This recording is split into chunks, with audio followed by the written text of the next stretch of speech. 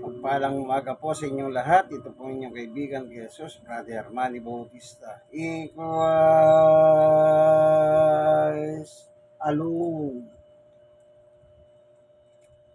Maraming salamat sa iyo, Panginoon Diyos, sa bigay mong almusal sa amin sa umagang ito.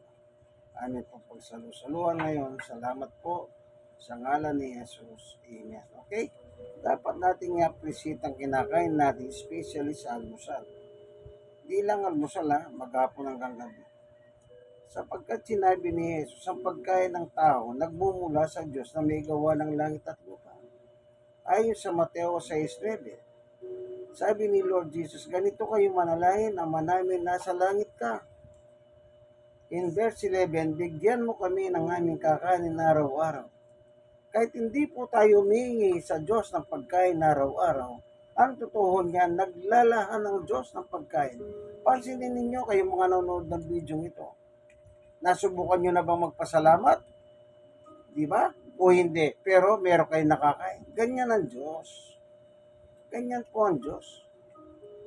Ang aming almusal na bigay ng Diyos. So, meron po tinapay, ipasit, kaling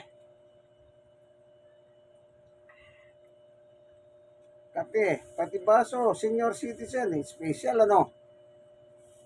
Ito naman. O, peanut butter. Hindi peanut butter yan.